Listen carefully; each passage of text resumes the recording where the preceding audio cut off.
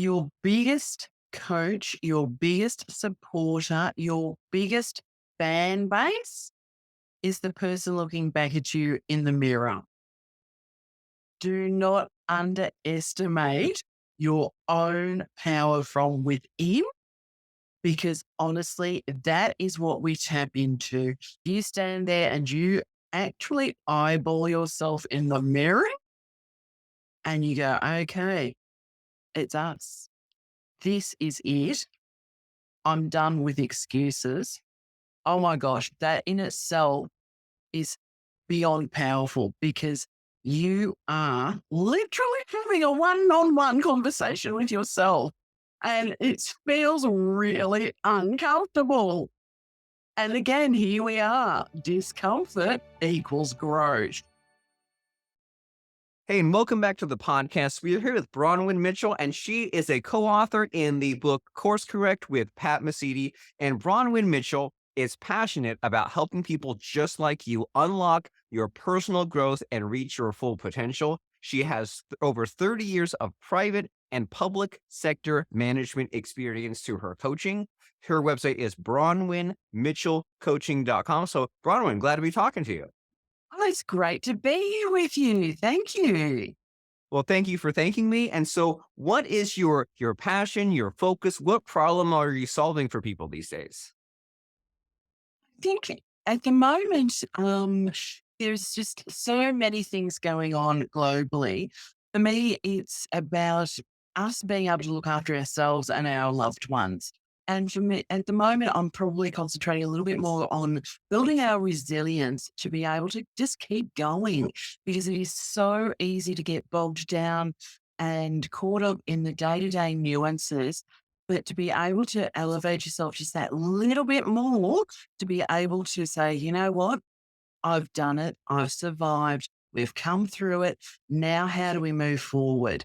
And actually letting people become, I guess, their best version of themselves if they can, and giving them the tools to be able to do that. Because if we can help one person do it, they can also then help the broader community. It's that ripple effect thing. You drop the pebble in the river and it sort of ripples out. Same sort of thing with building resilience and being able to become your own leader and actually take control of things and not be affected by everything that goes on around you. Well, that is a kind of energy that I would love to tap into of being a leader and being gung ho and saying, go out and get it. Because throughout the day as adults, you and me both, there's so many little things that so many annoyances, people getting in the way, unexpected surprises that really have to roll off our back. Otherwise, what the heck are we doing? And so when you mention resilience, what comes to mind is like when I was a kid, if I had like a rough week ahead, if I had like a scary baseball game or a scary test, I would dread it all week. Versus now that like you and I are kind of, business owners. And when you see that full calendar and you're like, I'll do this, I'll check off that, I'll go to that meeting, I'll make money with that. That is some excitement to look forward to. And so how do people out there go from the dread and the being stuck and the negativity to this leadership and the excitement and the passion? How do we get there? Oh, look, they are such valid points, Robert. And we do. We get overwhelmed by things, and that's okay. And that's one of probably the very first things that I sort of, it sounds silly, but we almost need permission to be able to feel overwhelmed and a place to start. And that's something that we do work our way through with our coaching. Basically, to be able to just stop and breathe for 2 minutes and actually look at the situation and pull yourself out of it by just sort of taking that half a step back and saying, okay, this is it. This is where I'm starting from. Can it get any worse? Let's have a look at the landscape around us. Where are we? Are we safe? Are we okay? Is there any immediate danger? Okay, we've got the basics covered. Let's move forward. And absolutely, there are so many things that we there are so many things that we see daily and the things that we do daily that we don't actually understand or appreciate that actually form part of our resilience. just the fact that the alarm goes off, you don't want to get out of bed, but you have to get out of bed because you have a commitment. So, okay, there's your first action for the day. The thoughts happened, the actions happened, you've achieved the goal. Fantastic. You've made the first step for the day. So it really is about looking within, and it is also about harnessing skill sets that we have already got, but we may not actually understand how to use them properly. And resilience is one of those things that we're not born with it, technically speaking. It is a learned skill. So if you don't have resilience or you don't recognize it, it can be learned. And that's what we're here about. And that's what actually gets me out of bed of a day because I know it's a learnable skill. People have already got the foundations. They just need somebody to help connect the path and the dots for them. So yeah, that's what gets me out anyway. Well, and that's great. And so just to kind of recap or kind of think about the building blocks in my head about what you're saying, what I heard was how important it is to have gratitude because you Oh, may yes. be panicky or like not feeling good or just being overwhelmed, but you say take those few minutes and then kind of just measure where you're at and say, well, it's really natural and tempting to think the worst, but is it really that bad? Could it be worse? Of course it could. Are many, many others worse off than you are? Of course they are. But kind of see where you're at. And then that's the first step. And the next step is to then make a plan and take some actions to then get to where you want to be. And you're mentioning a little bit about how important it is to sort of have your support system in whatever form that is, and have your coaching and have someone help out. And then it seems to a lot Yeah. of it just be adulting, right? Because Oh, yeah. so many times you don't want to get out of bed, but you made a commitment. There's people waiting on you. There's people that if you don't do what you say that you do, people will be let down. They might get hurt. And so there are consequences to not going to work or not doing what you said what you're supposed to do. So it's important to rise up and do it. And so Yeah. with your coaching, if someone comes to you and kind of says, oh, there's all these things I have to do, but I'm not motivated or I can't take action. How Yeah. do you get them there? How do they do it? Oh, look, everybody is unique and everybody has a unique situation. So it's very much tailored to the individual as to where they're at. Certainly, there is the coaching course. One of the coaching courses that I've got that I offer is, I guess, more generic, and it's a bit of a taster to seeing whether, you know, what level you're sort of at, I guess. And from there, we can then look at potentially some one on one coaching if that's the way people wish to go. But it's all about starting to learn to live with the discomfort. Because honestly, the biggest place for growth is in discomfort. And it sounds counterintuitive, but the more uncomfortable we are, the bigger the growth we have. And I'm not suggesting that we're going to go hang gliding. Absolutely not. Nor are we going to jump out of planes. However, simply picking up a phone and making a phone call for somebody could be extremely uncomfortable. Okay, fine. Let's work through that. Let's workshop it. Find out where the pain point is.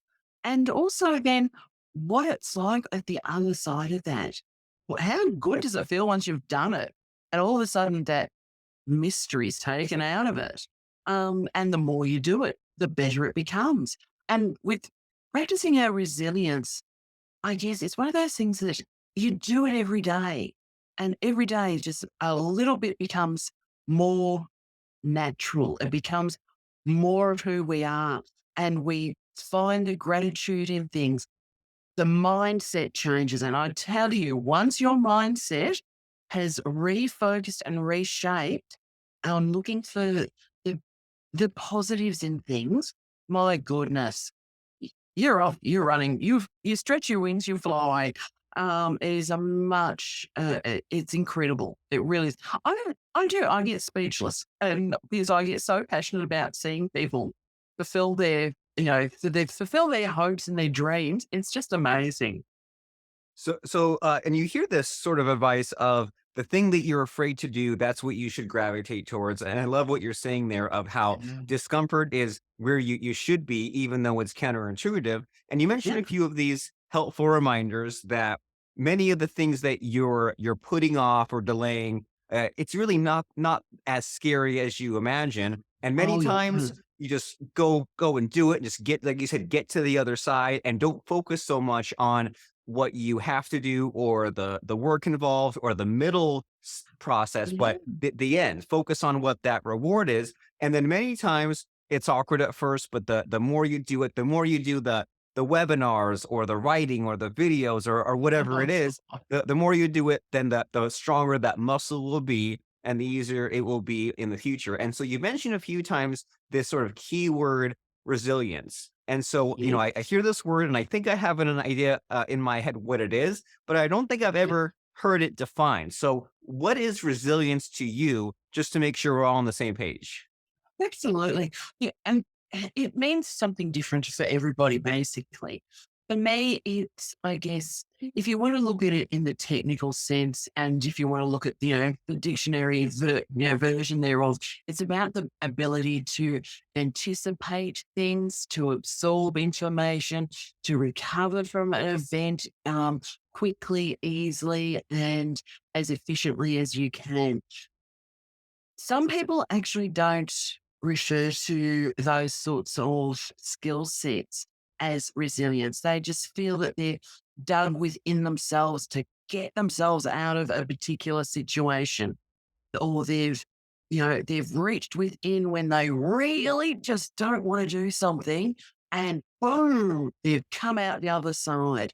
So whatever terminology you want to wrap around it, that's fine. If the biggest thing is the fact that you do take that step. And without that step, you are going to be still where you are today in another 2, 3, or 5 years. And I'm afraid we only get one go at this thing called life. Let's get out there and be the best version of ourselves and actually just make it count. Make us count. Invest in ourselves just a little bit for such a big reward. It's incredible. Well, that's a great message, and I think that everyone needs to hear this, right? That you need that your time is limited, you don't have Yes. another go arounds, and that the time will pass no matter what you do.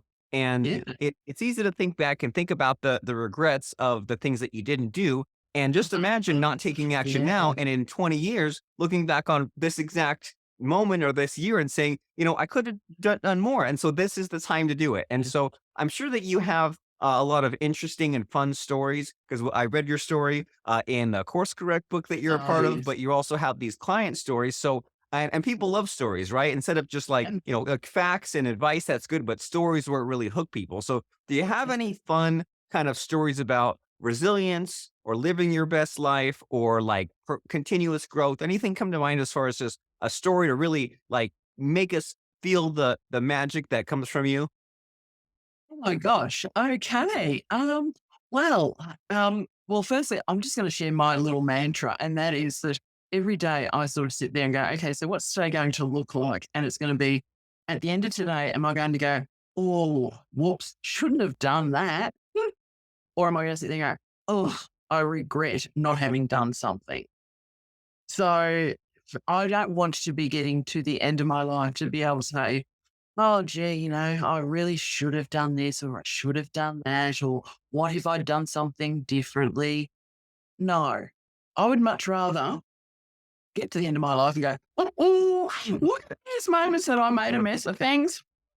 I'm still here. I survived. Who cares? Yeah, it was great. The learnings on the way through were fantastic. Um, but one other little thing about resilience that I will mention, and I appreciate you're looking through a bit of a funny story, but don't think resilience is only about us as individuals. It is also for businesses. It is for every part of life. There is not one large organization out there that is not constantly reviewing, reframing, reasserting themselves, looking for their competitors, looking at how they can change things. How do they go from being a fully operational company to being shut down in the matter of a space of only a month or so because of a pandemic? And I really don't want to have to bring that up, but I mean, it is a very real thing that's happened. So, one of the really cool things about what I've been able to do, even in such a tragic sort of set of circumstances, is able to help small businesses or businesses at any point really actually take their brick and mortar business and swing it over into an online business or diversify it enough to be able to find a sustainable pathway. And that in itself has been so rewarding. There have been tears, there have been all sorts of things. And I sit there with my clients, I'll hug them or I'll give them a coffee, I'll do whatever they need to do. But then once they've had their moment, it's let's get in there, let's get this happening, let's find a way path or a path through it. And that is where, you know, that's where I get my buzz from. It really does. It see somebody's face light up because they've just realized what they've been able to do. There's just no better feeling. It is awesome. So, as far as funny stories, there are a lot, but my gosh, as you can tell, if I start, I will not stop talking. So, I'll leave that for anybody who wishes to reach out to me, and we'll have a chat about them.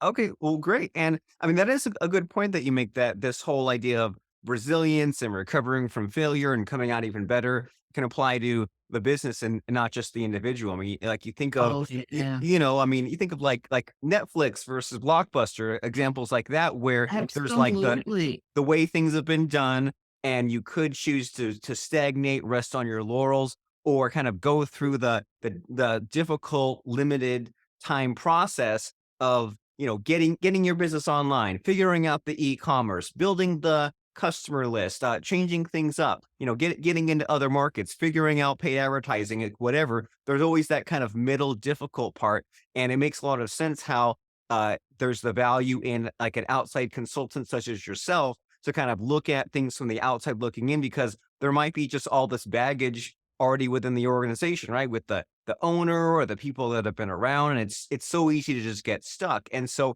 in these last few Yeah, minutes here, can you tell us like what's the Bronwyn Mitchell results? Like if someone comes to you, what yeah. problem or problems should they have? And then what do you do to make things better? Okay, well, honestly, I will help anybody who comes along. I've got, as we alluded to at the beginning, in excess of 35 years of um, coaching, developing, education, and public and private sector experience. So there's a breadth of assistance that I can offer people, be it from small business analysis, actually sitting down and working through where some of their pain points are, how things can be done better, streamlining, whether it's through to helping an individual who just cannot simply see how they can make ends meet at the end of next week. What can people do right here, right now, that's going to make an impact for them and their family? So there's an awful lot there that is very much an individual thing.